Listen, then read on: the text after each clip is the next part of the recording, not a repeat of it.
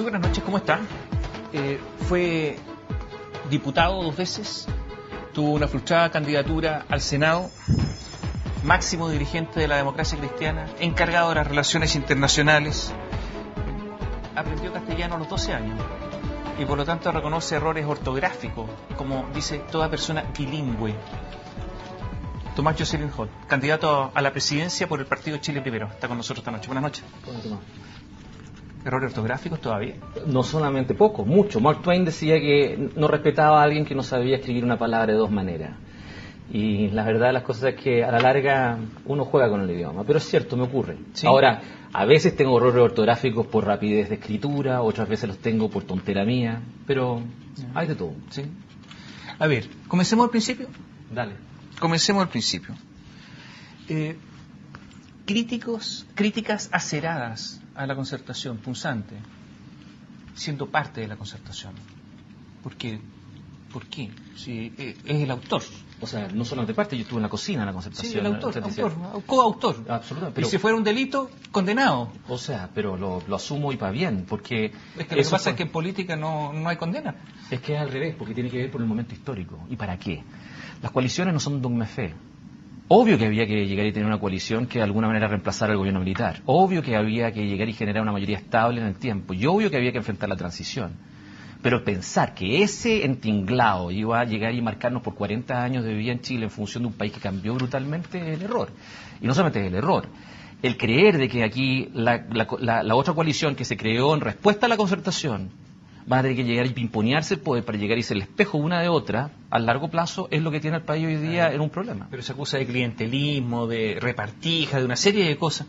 ¿Es que se dio cuenta ahora? No, yo fui uno de los 5 redactores del documento de los flagelantes del año 97. Ya, pero, o sea, te quiero decir, pero que calculemos 97. ¿Qué año es el 97 en comparación? Estamos hablando de 15 años atrás. ¿Ah? Pero siguieron gobernando. Sí, claro, pero lo que quiero tratar de plantearte es de que, en general, ¿cómo ocurre una persona, cualquiera de nosotros eventualmente en esto? Lo que ocurre es tratar de persuadir, discutir, tratar de alguna manera de llegar y pasar a la siguiente etapa. La principal razón, si tú me preguntas por qué me salgo de ahí, porque en el fondo, yo para mí, hacer esto es un tema que... No tengo un problema ideológico con mi familia política en lo personal, nunca lo he tenido. Soy el mismo sujeto que he sido antes, no he cambiado, en lo personal no tengo distintas convicciones, al contrario, tengo las mismas.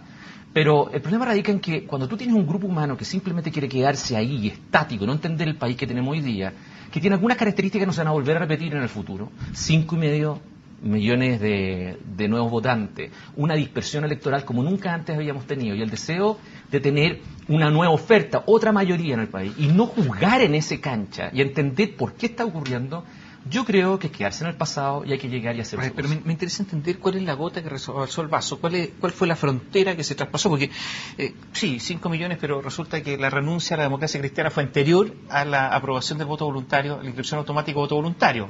Entonces uno se pregunta, porque leo acá un artículo, dice, Girardi ciertamente es el líder del clientelismo y la expresión de prácticas que generan rechazo en el país. No es la primera vez que alguien se queja de una vulgar extorsión de Girardi y temo que no será la última.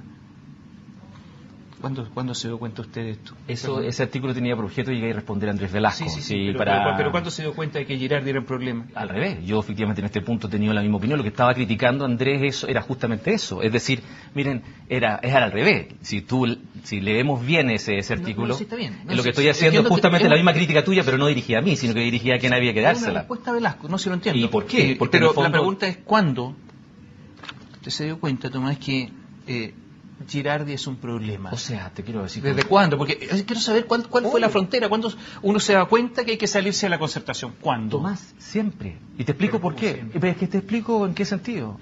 Aquí, esto fue el arco iris originalmente. Y obviamente un arco iris que se suponía iba a permitirle al país diversidad política. Y hoy día ha dejado de ser eso. Ha pasado a ser efectivamente una trenza monocorde que de alguna manera quiere ahogar todo tipo de disenso. Y al revés. Quienes controlan esa trenza, la controlan un conjunto de personas que tienen malas prácticas. Pero en el fondo no era así antes originalmente, no era así. ¿Y en función de qué? Porque habían otros desafíos, habían otro tipo de desafíos o tipo de responsabilidades. En esa discusión en el pasado, yo tengo la impresión que predominaron cierto tipo de planteamientos que de alguna manera hicieron que nosotros hiciéramos bien la pega en ese momento. Pero preguntarme a mí en qué ha devenido eso, se ha terminado convirtiendo no solamente en el deterioro político mayor, se ha ido mucha gente. Más de 1 millón de chilenos se han ido de esa opción. No es poco, si no soy el único, o sea, uno tendría que llegar y preguntarse, olvídate de mí. Uno tendría que preguntarse por qué motivo el resto está haciendo esto. Entonces, lo único que estoy tratando de plantear es decir, en esto, fíjate que no es nuevo esto. O sea, yo en abril del 2009, para la candidatura presidencial de Eduardo Frei, y antes que me proclamaran a mí candidato senador por la Araucanía, yo ya estaba criticando eventualmente la apuesta de esa campaña por llegar y justamente esforzarse solo por el voto duro y de trinchera. O sea, no soy un nuevo criticando este tipo de cosas, al contrario. Porque leo acá un par de ejemplos, ¿no?, que se dan.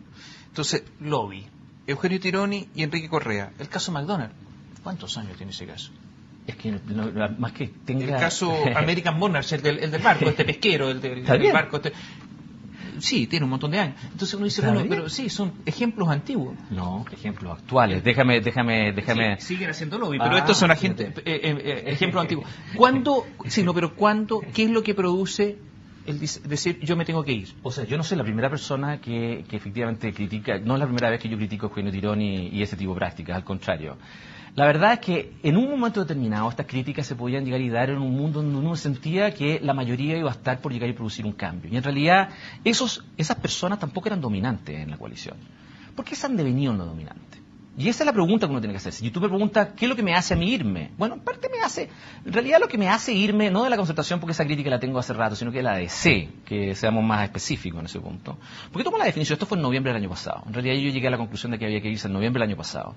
Y en parte porque llegué a la conclusión que la DC había llegado a la conclusión de que no quería tener candidatura presidencial, no quería jugar tercera vía, no quería jugar su propia opción. No quería entender que esta etapa de dispersión hacía que cada uno de nosotros tenía que llegar y jugar una identidad y decir, de aquí quiero construir a mi país. Que las mayorías las hagamos después de las elecciones, que las coaliciones las armemos después, no antes. Entonces tenemos aquí dos coaliciones que lo que están tratando de hacer es no solamente ahogar el disenso, sino que tener una democracia precocinada. Y yo creo que esa cosa le está haciendo, por lo menos, mucho daño al país. Entonces, es obvio que a mí me encantaría no haber tenido que irme de una familia política que me formó, que de alguna manera yo tengo muchos recuerdos, de alguna manera, yo soy de esa horneada de los 80, en donde Gabriel Valdés nos formó, y que en el fondo vino, fíjate, mira Tomás, pero Gabriel Valdés no se fue. No se fue, criticó mucho. Y estuvo a punto de irse. Pero no se fue. Pero no se fue. En parte, ¿sabes por qué me fui yo? En parte, en realidad, porque él quería irse. Mira, ¿sabes lo que pasa con Pero no se fue. Pero déjame explicarte en ese punto, porque Gabriel Valdés volvió a Chile el año 82. Se vino de Naciones Unidas, no en el minuto 90 del partido, no 3 meses antes de la elección para la foto y para llegar y justamente jugar a popularidad. Se vino el 82 a enfrentar al guanaco desde Naciones Unidas, a llegar y justamente jugar la incertidumbre, no jugó al cálculo político. Incluso devino en un proceso político que salió de sus manos. Formó una generación de jóvenes que se tomaron la Federación de Estudiantes. Le dijo Manuel Bustos, llegó y formó a Rodolfo Seguel, efectivamente, que se tiraran a la calle, que se atrevieran a llegar y hacer algo, jugaran una opción, tuvieran identidad, de alguna manera que se atrevieran a llegar y marcar una pauta en el país. Esa fue la formación que recibí yo, así me formé. No me formé solamente para llegar y tener un carguito en el sector público, calcular encuestas o al mismo tiempo llegar y jugar a popularidad. Me produce rechazo que todo el progresismo chileno hoy día esté apostando a prácticamente una persona que se juega exclusivamente en Nueva York en el silencio. Mira, te doy el ejemplo, Tomás. Perdón. Usted, Tomás. 2 personas. ¿Tuvo alguna participación en la campaña de Michelle Bachelet? Toda la participación. Fue uno de los encargados internacionales de ella. Bueno, pues usted es uno de los autores de ese gobierno. Pero es más, a mí me produjo mucha admiración, pero no le puede pasar a alguien que a uno le produce admiración a una persona, sobre todo como fue de candidata, que fue capaz de captar 1 de cada 2 chilenos que estaban en un momento que debimos haber perdido la elección presidencial, porque había una recesión económica, había una depresión, y ella fue capaz, yo diría, con mucha calidad y al mismo tiempo mucha sensibilidad empática, de entender que el país quería llegar y tener un tipo de opción más afectiva, menos exitista, por así decirlo. Lo hizo bien, sin embargo, esa promesa de gobierno ciudadano no se plasmó en el gobierno, al contrario, se terminó efectivamente convirtiendo en algo que devino en el mundo Pérez, en peleas internas eventualmente, que en la práctica se van a repetir de nuevo hoy día. Entonces, ¿la encuesta está arriba de ella? Es que yo discrepo de esa lectura. ¿No está arriba? Discrepo de esa lectura de esa encuesta. ¿Pero cómo está? A ver, igual como Frei estaba en octubre del 2008, ganando la elección presidencial. En octubre del 2008. Sí, porque no había candidatos, no había... Exacto, lo que tú acabas de decir es importante, porque pero el país efectivamente, ¿qué es lo que pasa? Hay candidatos y esas mismas encuestas te indican que 2/3 de los chilenos no les gusta la oferta existente. 2/3, 70% del país no le gusta la oferta existente, tienen ganas de otra cosa. La pregunta es si vamos a lograr instalar en la opinión pública la capacidad de llegar y ver que van a haber varias opciones en la próxima elección presidencial y que la oferta no se va a reducir a una disputa tipo de dos alianzas que se pelean, pero en realidad son la misma cosa, melón y melame, por así decirlo. Entonces, tú haces eso, lo que a esas alianzas le carga, si tú le demuestras que hay una mayor oferta, se te va a ir una nueva oferta distinta y se te va a por lo menos desplazar. Y eso es lo que está dando una oportunidad en Chile a generar una nueva mayoría y una nueva legitimidad. Yo creo que eso es una oportunidad para Chile, hay que verlo en buena, hay que verlo en positivo, hay que verlo como una fuerza que podría regenerar eventualmente, darle dinamismo al país hacia el futuro y no verla para mal. Entonces, aquí, ¿qué es lo que está ocurriendo al revés? Mira, en los dos últimos programas políticos que han habido en estas últimas semanas, Tolerancia Cero invita a Juan Gabriel Valdés, a los dos voceros de Bachelet, y Estado Nacional invita a Estel Ortiz el domingo pasado. ¿Y qué es lo que hacen? ¿Qué es lo que dicen estos dos voceros de ella? Empiezan a llegar a especular y describir a Bachelet hoy día, lo que va a hacer, no va a hacer, y le preguntan, ambos entrevistadores o el grupo que la está entrevistando, le preguntan, ¿y usted ha hablado con Bachelet? Y los dos les dicen, no hemos hablado con Bachelet. O sea, estamos hablando de impresiones. Mira el juego político que tenemos en este instante. Yo creo que el liderazgo en Chile se tiene que jugar hoy día acá. Hay que reenhebrar el país. Eso no se juega con silencio, se juega jugándose. Esto no es una campaña electoral presidencial extremadamente larga. Vamos a hacer una pausa, pero extremadamente larga. ¿No estará cansado el país? Tantos meses y falta tanto para la elección presidencial. Hagamos un alto, volvemos en un instante.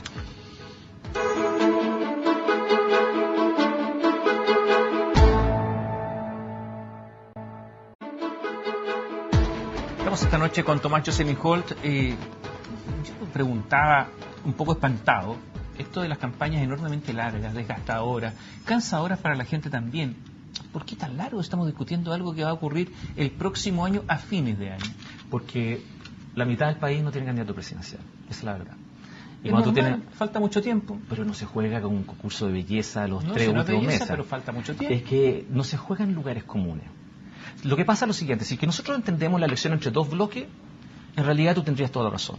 Pero si tú lo entiendes como lo que ocurrió en Perú con 15 candidatos presidenciales, Francia con 10 candidatos presidenciales, Venezuela con 8 candidatos presidenciales, vamos a entender que en realidad en la primera vuelta no te estás disputando sino que quinto electoral. La francesa no fue tan larga. No. Era Strauss-Kahn, se tuvo que ir por todo lo que sabemos, Sarkozy se decidió al final, o sea, no fue una campaña larga. Todo el mundo sabía que Sarkozy iba a ser candidato antes. Y la verdad es que aquí podrán estar jugando con el silencio de Bachelet, pero en realidad todos estamos operando sobre el supuesto que probablemente va a ser la candidata a la concertación. Entonces, el problema es al revés aquí. Aquí lo que uno tiene que llegar a entender es que hay un problema de liderazgo en Chile.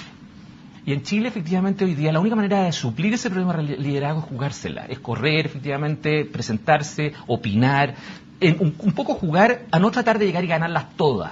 ¿Por qué hay algunos que están jugando silencio a un candidato? Porque en el fondo saben que si es que habla en una dirección se va a enemistar con otros, por así decirlo, y quieren ganarlas todas. La democracia al futuro no se va a jugar así. Estas dos alianzas no son capaces de llegar y resolver problemas básicos que tienen que ver con el 2030. Minorías sexuales, tema regional, tema educacional, el tema tributario. No son capaces de alguna manera de hacerse cargo de ello. ¿Por qué? Porque adentro de cada una de esas alianzas hay una especie de cazuela, hay de todo. Hay personas que discrepan de cada uno de los puntos y no tienen hegemonía ninguno de los grupos como para darle conducción a una dirección determinada. ¿Cuántos militantes tiene el PRO?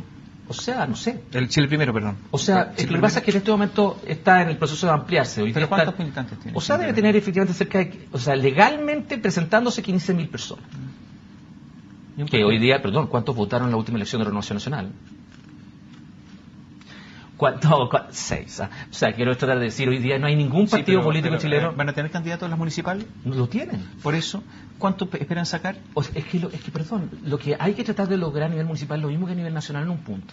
Ahí se nota lo que es el abuso eventualmente de estas dos alianzas. Mira a José Miguel Arjona en Lota, que tiene que enfrentarse a dos alcaldes, uno de una alianza y otro de otra alianza, ambos procesados por la Contraloría o por los tribunales. Y en realidad a lo mismo... Eso debería ser una ventaja, pues. Es una ventaja. Y por eso yo creo que José Miguel va a ganar. Y por eso yo creo que efectivamente José Miguel va a ganar. Y yo creo que eso es lo que va a permitir terceras vías. O sea, pero si hay ¿cuántos votos esperan qué porcentaje esperan sacar en las municipales? O sea, al revés. Perdón, Tomás, pero este es un tema que no se va a medir para nadie. en términos nacionales. La Concertación está apostando exclusivamente a una elección que la concentra en Concepción, Valparaíso y Santiago. El otro día eso es lo que dijo Juan Gabriel Valdés en Tolerancia Cero. Eso es para ellos, la Concertación, dijo Juan Gabriel, es de que estaba yéndole bien porque podía ganar Concepción. Eso no es un porcentaje, pero es que es importante la lógica aquí.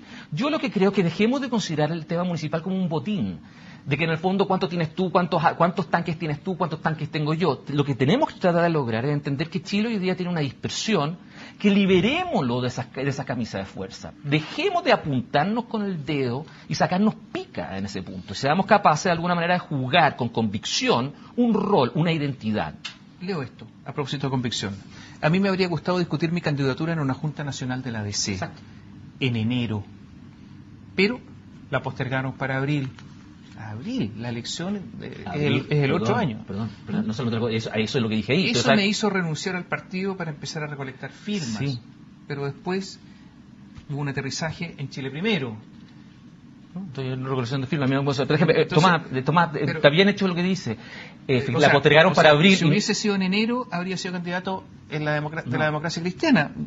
A mí me habría gustado discutir mi candidatura en una Junta Nacional de la ADC en enero. Pero te contesto, Tomás, te estoy contestando. Mira, en lo que se refiere efectivamente a ese momento, ni siquiera la postergaron para abril. No la han hecho aún. La que hicieron ahora chutearon el problema hasta después de las municipales. O sea, tuve razón. Pero en ese momento para abril era razón. Inaceptable. Pero ¿sabes? No solo lo que estoy diciendo en buenas cuentas es que la democracia cristiana no quiere tener candidato presidencial y no lo va a tener. Si no lo va a tener.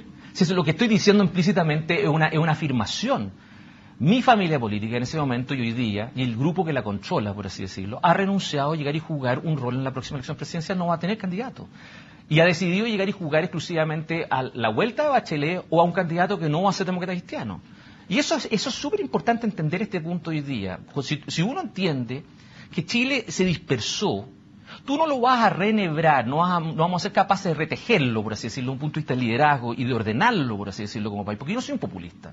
Yo no creo que esta cosa solamente hay que quitar el descontento. Lo que hay que hacer es darse cuenta de un país que tiene otras demandas, otras expectativas y generar una nueva mayoría para resolver problemas prácticos. Así construimos coaliciones en el pasado. ¿Mayoría con quién?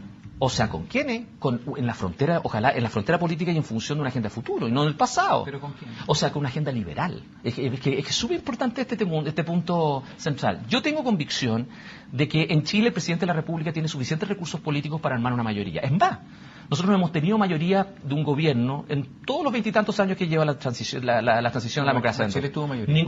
Un poco tiempo no le sirvió de nada, Tomás. Sí, no lo usó. No la usó, no le sirvió de nada. ¿Sabes por qué no lo usó? Porque cada una de las dos alianzas tiene una franja de discos tales que obliga al gobierno a tener que llegar a entenderse con sus adversarios. Y así ocurrió siempre. Y curiosamente, los adversarios le han dado constantemente mayoría al gobierno que sea. Bien lo que ocurrió con la reforma tributaria recientemente con Sebastián Piñera. Toda la Concertación diciendo que no, pero votando que sí. Entonces, lo que quiero tratar de plantear...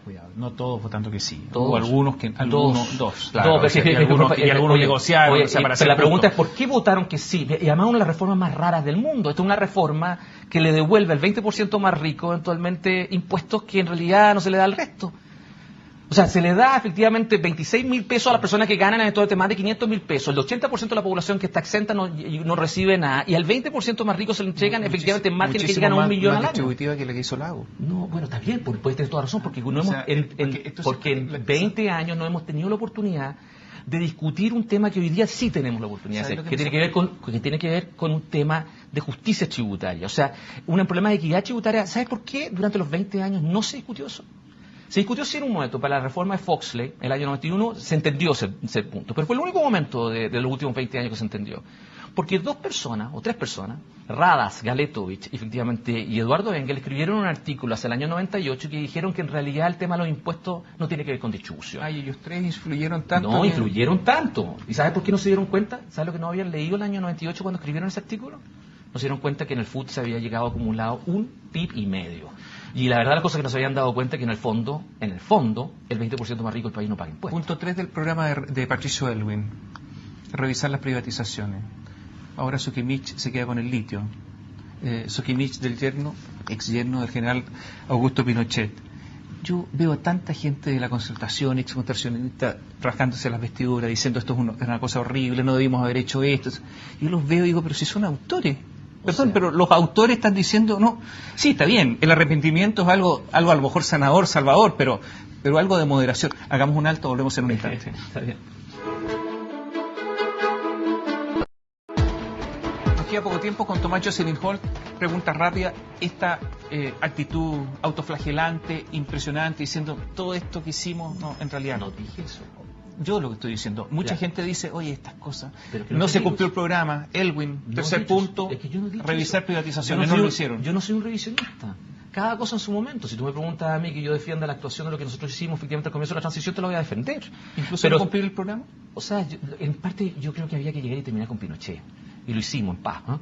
Pero que te quiero tratar de decir, independiente. Ahora, yo creo que las generaciones actuales tienen todo el derecho de llegar y decirnos a nosotros que probablemente nosotros podríamos haber logrado más. En eso yo les habría concedido. Yo creo que es una buena crítica que nos pueden hacer desde hoy día hacia ese momento. Se lo compro completamente. Pero yo no soy un revisionista. Pero que me digan a mí, y esa es la única diferencia que estoy diciendo, que ese sea el guante que yo tenga que hacer para el 2030, para el momento de hoy en Chile, eso es lo que yo me voy a resistir. Ni siquiera ese guante, el del 2005. Que en el fondo eventualmente hagamos la receta del 2005 para un país que no tiene nada que ver. O sea, 5,5 millones de personas que tienen menos de 35 años. Perdón que te lo diga, o sea, es otro Chile. Tiene la llave hoy día, mucho más que lo que fue el impacto del voto a la mujer en el año 52. Tiene la llave una generación joven para llegar y justamente introducir dibujar otro país. Y eso hay que llegar y justamente estimularlo para bien. Pregunta y respuesta rápida. Andrés Velasco, O sea, posibilidades.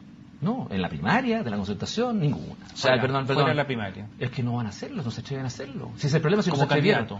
Si no va a primaria. Ellos han tomado una decisión casi de ayatolas, de que o primaria o no primaria, o no van de candidato. Entonces, en esa lógica, van a ir a un concurso del 4% hiperventilado de Chile. Y en la práctica, ellos le van a entregar al grupo más activo que va a ser con canasta familiar y cohecho, igual como Hernán Pinto ganó la candidatura a la alcaldía por Valparaíso, van a llegar y someterse a ese tipo de decisión para llegar y reducirle una oferta Los política a ex Chile. camaradas Jimena Rincón, Claudio Rego, Yo creo que la DC no va a tener candidato presidencial en la próxima elección justamente por esa decisión. Michelle que tomó. Bachelet.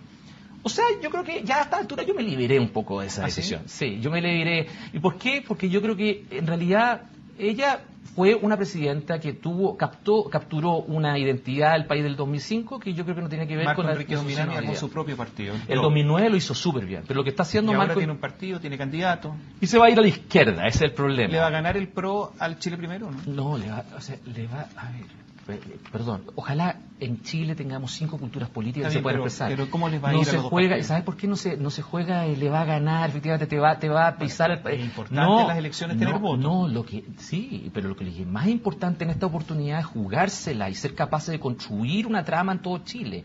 A mí lo que me gustó lo que hizo Marcos, que demostró que en realidad un país podía ir del 4% al 20% en 3 meses el año 2009. Hoy día es 3 veces más ese impacto. Y es más, él creo que está cometiendo el error que se va a ir un poco a la izquierda eventualmente para llegar y pillar a Bachelet por el lado de los descontentos. Yo creo que Chile hay que llegar y armar una opción liberal en la frontera electoral en función de una agenda de futuro. Tomás, ¿cómo financia su campaña? O sea, básicamente con las personas que están en Chile Primero Sí, y en una pero- etapa de firmas. pero que hay mecenas, y en pero- el resto no está financiado. Pero falta. hay mecenas, ¿cómo lo O hacen? sea, esta es una campaña que tiene que llegar y financiarse en Chile, no se va a financiar afuera. Pero ¿dónde sacan plata todos los días? O ¿Cómo sea, lo a hacen? la larga se conversa esto con todas las mismas personas que conversamos todos. Sin embargo, ¿Va a pasar el platillo? o sea, no funciona así, al contrario. Tú tienes que llegar y justamente convencer a los chilenos, a todos, de que se juega algo importante acá. Te van a mirar, en general, te van a mirar un poco esperando. ¿Por qué? ¿Será capaz de reunir las firmas? ¿Tiene ¿Será capaz de experiencia estar en eso, no? En 5 elecciones? Yo soy el que va, el Por eso, candidato. tiene experiencia. Tomás, yo voy a ser candidato que va a ir la próxima elección con más elecciones en el cuerpo. Esta va a ser mi 5ª elección. No hay ningún otro candidato que está mencionado hoy día, ninguno que tiene esas 5 elecciones, salvo Pablo Longueira. O sea, la verdad, las cosas que en ese sentido no me produce sorpresa esto, al contrario. Pero tú no puedes creer de que tú te vas a tirar una elección en Chile o en cualquier país y vas a primero llegar y tener como una empresa, es decir, primero la plata, después el proyecto, después la elección. Tú te tienes que tirar a la piscina sabiendo que tú tienes un rol que jugar ¿De en qué el vive país. en estos momentos todo? De mi mujer, en realidad, Ah, efectivamente, ella de la que- mucha ella la que comprensión. provee, sí. No solamente, no es cosa que me provee, fíjate, está a cargo del hogar, que efectivamente es distinto que me provee, no es una cosa tan utilitaria. O sea, es una familia que en este momento cambian los roles en un determinado momento y que en realidad los compartimos. Pero debo confesar de que en cierto sentido yo le he puesto la mata en esta etapa a la Morín de un modo que yo tendré que no solamente agradecer, sino que pedir disculpas por mucho tiempo. Muchas gracias por acompañarnos Gracias. esta noche. Tomás Jocelyn Holt, el candidato de Chile Primero, candidato a la presidencia de Chile Primero, nos acompaña esta noche. Buenas noches.